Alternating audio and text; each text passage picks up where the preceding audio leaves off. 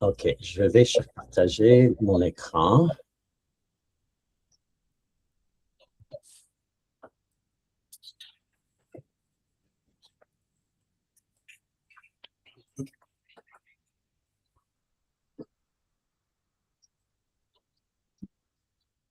Est-ce que tout le monde peut voir la première diapositive? Oui. Excellent. OK, ben merci d'être avec nous et bienvenue à ce deuxième événement du collectif Catalogue Raisonné. Je suis très heureux de vous recevoir. Dans les 30 prochaines minutes, je vais présenter le collectif. Je vais vous expliquer d'où il vient. Je vais vous montrer ce qu'il peut vous apporter et vous donner une idée concrète du travail que je fais avec les artistes. Nous allons voir où nous pourrions aller à partir d'ici à la fin. On gardera du temps pour les échanges ensuite. Vu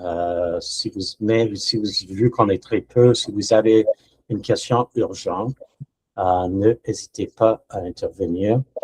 Et ou vous pouvez mettre des questions dans le chat, puis Maya va gérer ça. Alors, la première question, c'est qu'est-ce que le collectif Catalogue Raisonné?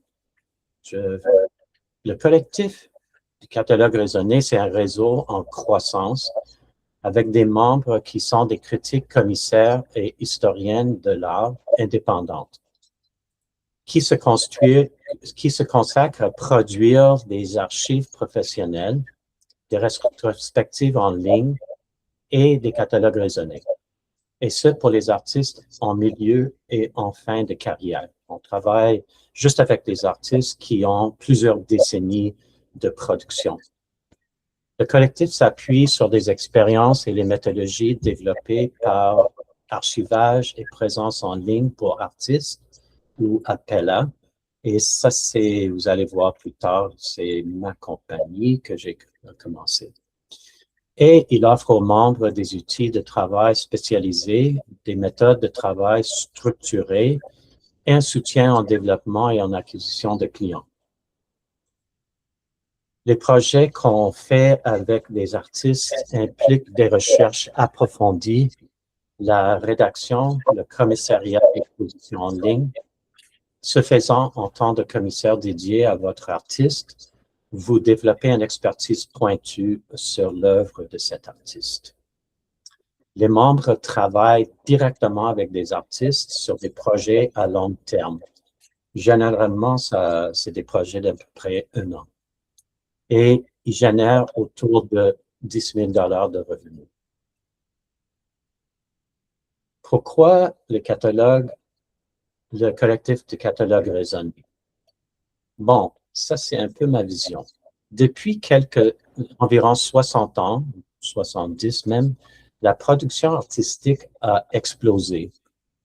Selon une publication en 2019 du Conseil des arts du Canada, de Patrimoine Canada et du Conseil des arts de l'Ontario, intitulée Profil statistique sur des artistes au Canada en 2016, il y avait 11 000 artistes professionnels en art visuel au Canada âgés de 45 et plus. Alors, si on pense que cette étude a été faite il y a 10 ans, maintenant, il y en a un gros masse qui ont 55 ans et plus. Mais dans une grande partie, cette histoire est fragile. Elle est dispersée, parfois mal documentée et souvent difficile d'accès. Le travail du collectif vise à préserver ce patrimoine, rendre les artistes plus visibles, soutenir la recherche, les expositions et la collection de leurs œuvres. En parallèle, ils répondent à une réalité professionnelle, ce qui est que beaucoup de critiques, commissaires et historiens de l'art indépendant travaillent à contrat sans structure stable et cherchent d'autres moyens de soutenir une pratique rigoureuse et significative. Et le collectif est situé exactement à cet endroit.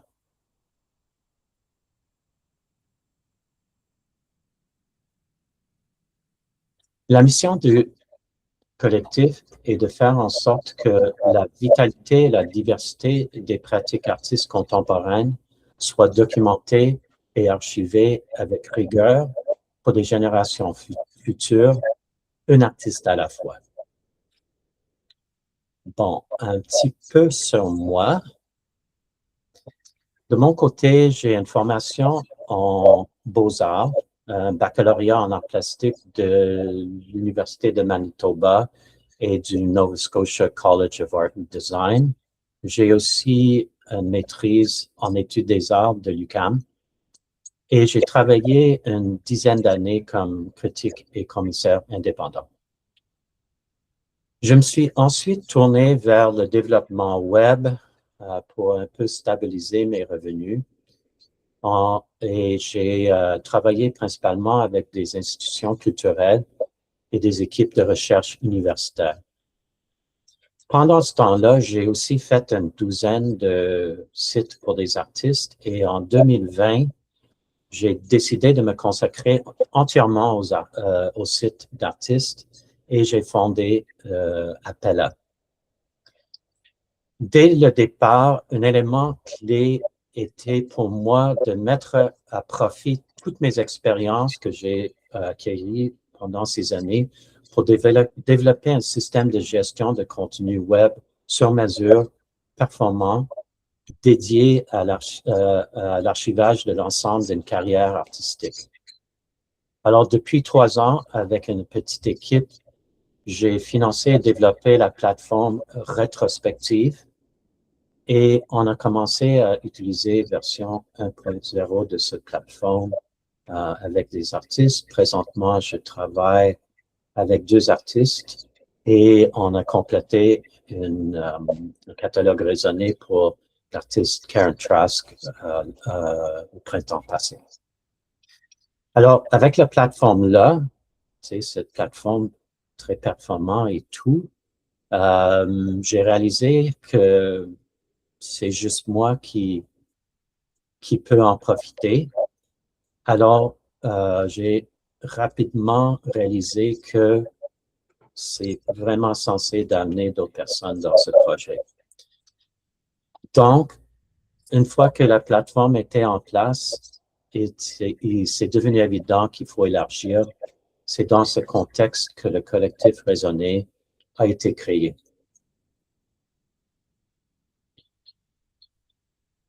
Alors, pour être transparent, je vais vous parler de la relation entre Appella et le collectif.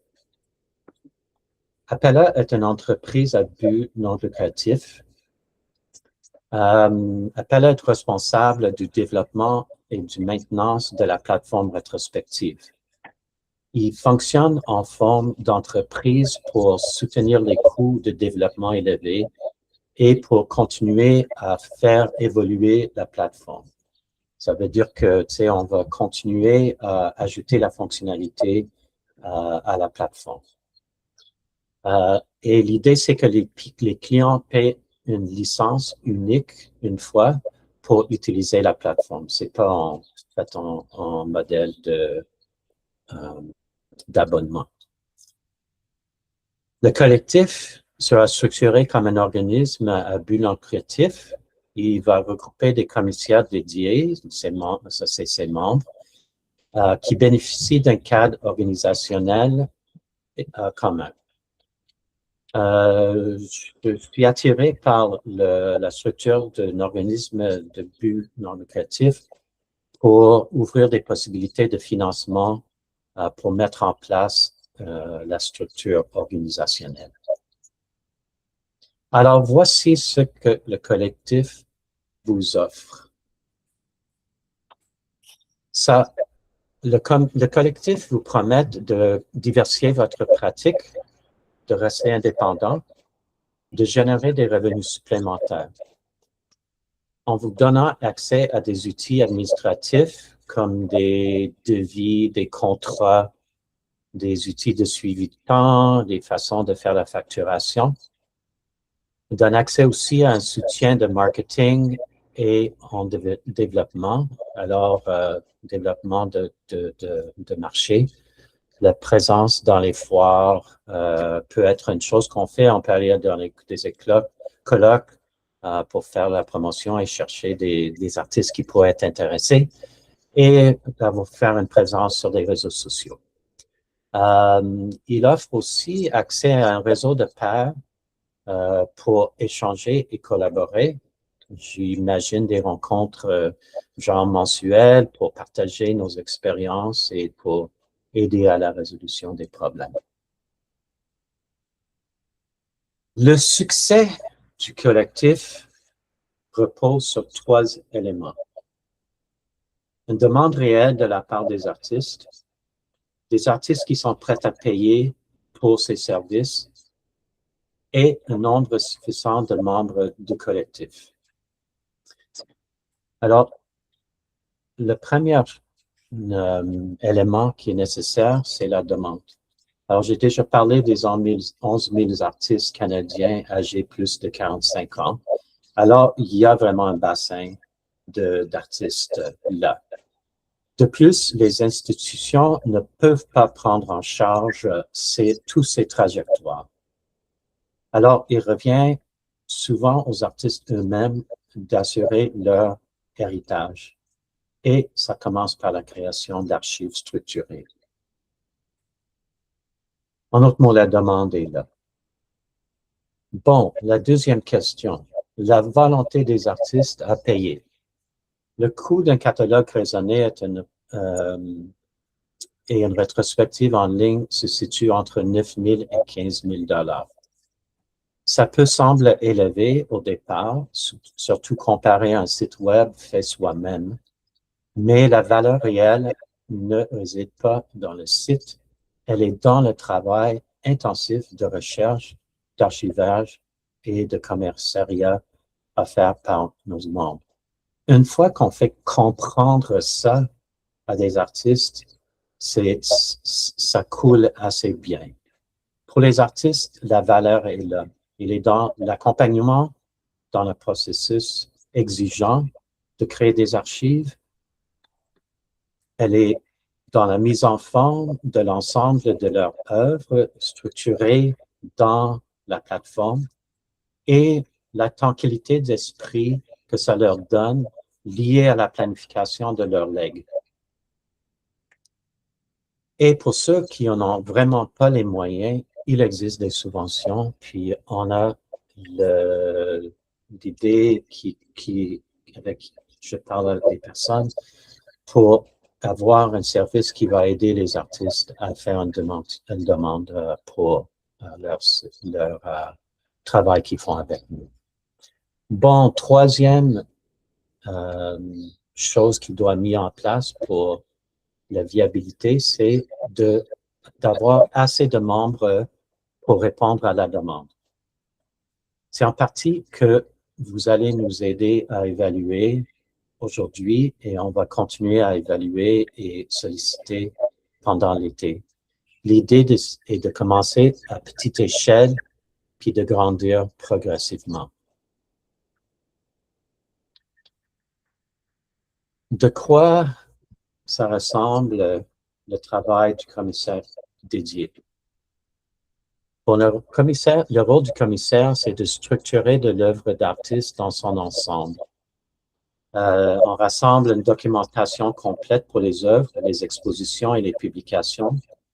On rassemble les versions intégrales de toutes les publications de l'artiste. On fournit des preuves pour les expositions et les collections. On établit les liens entre tous ces éléments, par exemple l'historique des expositions pour les œuvres à lesquelles les publications sont liées et les collections dans lesquelles se trouvent les œuvres. On organise des œuvres dans les galeries qui servent comme point d'entrée dans l'œuvre d'un artiste, et ça, entre autres choses. Pour vous montrer, je vais vous montrer un exemple type d'un projet que je fais présentement avec l'artiste Gordon Payne. Gordon est un artiste de Colombie-Britannique qui est actif depuis les années 60. à Vancouver et à Hornby Island. Et il m'a été référé par Janice Ran, qui habite aussi à Hornby Island. Elle est une artiste qui a été étudiée à Concordia, qui a enseigné longtemps à Lethbridge en Alberta. Au départ, Gordon était vraiment sceptique quant à l'intérêt d'une présence en ligne. Et j'avoue qu'il a fait du chemin, mais il est encore un peu sceptique.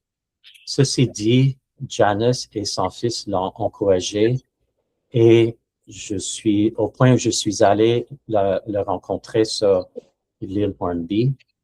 J'ai fait une visite d'atelier avec lui et nous avons regardé son travail ensemble dans son atelier et ça s'est très bien passé. Alors, la collaboration a commencé. Alors, je vais arrêter de partager mon écran. Ah non, je vais arrêter ça. Et je vais ici. Alors, le travail commence toujours par un inventaire des œuvres qui est capté dans une feuille de calcul comme celui-ci. Dans ce fait de calcul, on a le numéro d'identifiant de l'œuvre. On a aussi un Dropbox où on crée un dossier pour chacun des œuvres, là où on met les informations sur les œuvres et aussi des photos. Vous allez voir ici, on a le titre et la date que c'est photographié. Dans le cas de cette exposition, le fils de l'artiste avait une base de données FileMaker Pro, vraiment rudimentaire, qu'on a pu importer. Puis là, on voit les numéros de photographes. Je communique avec ce fait de calcul-là.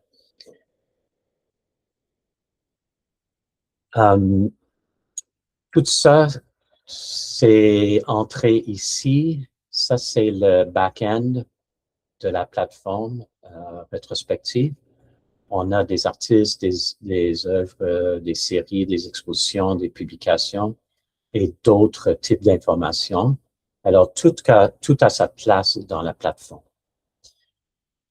Je collabore dans ce projet avec l'assistante de Gordon qui s'appelle Emma Walters, qui est sur place. Et son rôle dans le projet, c'est d'échanger avec l'artiste et moi sur la démarche de Gordon, de consulter Gordon pour des informations manquantes sur les œuvres et les expositions. Et de plus, elle photographiait des pièces qui n'ont jamais été documentées. On avait quelques images digitales, puis certaines diapos numérisées. Et moi, de mon côté, je travaille avec les images. Par exemple, ici, on voit les images de cette œuvre-là et je les mets dans la plateforme. Je vais juste regarder ici. Alors, il y a des champs pour toutes sortes d'informations.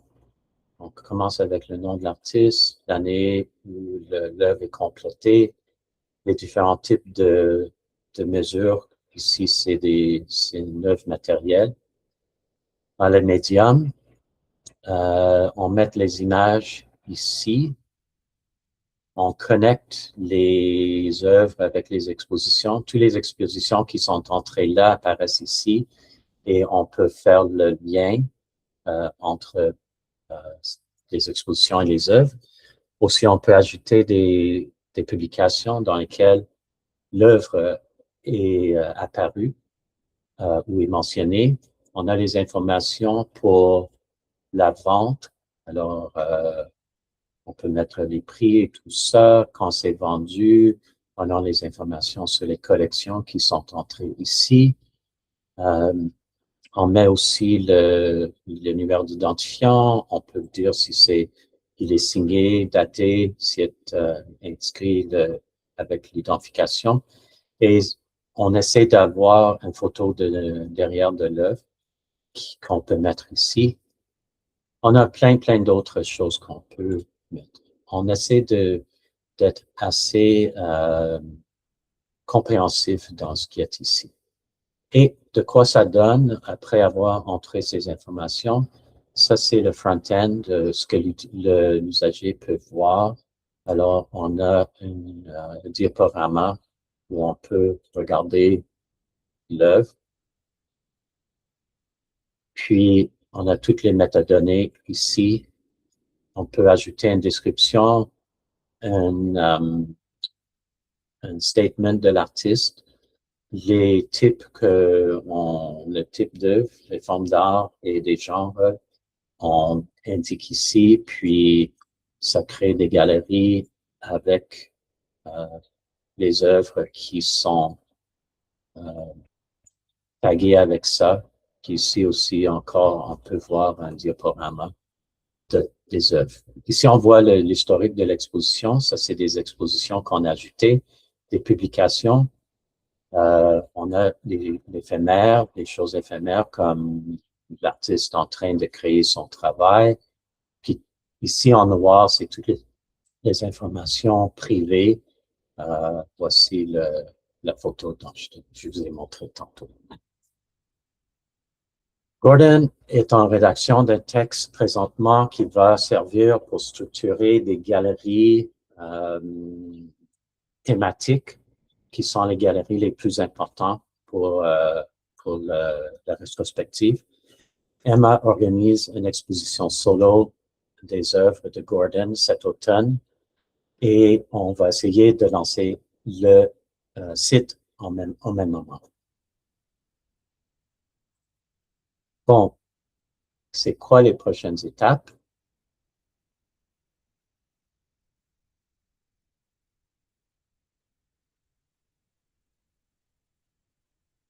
La version 1.1 de la plateforme est en développement, comme je vous ai dit, avec plusieurs améliorations et j'aimerais que ça soit fini à l'automne.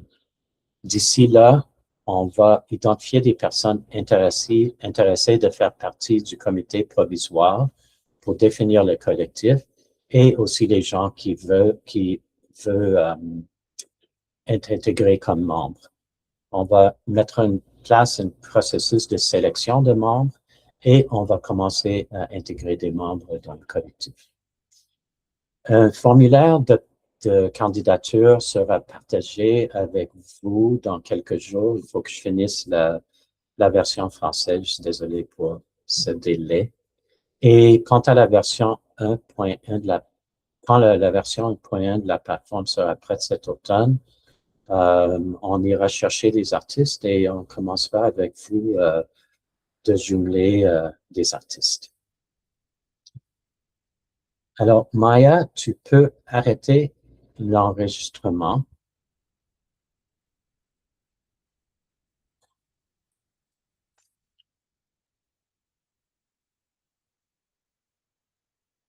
Maya?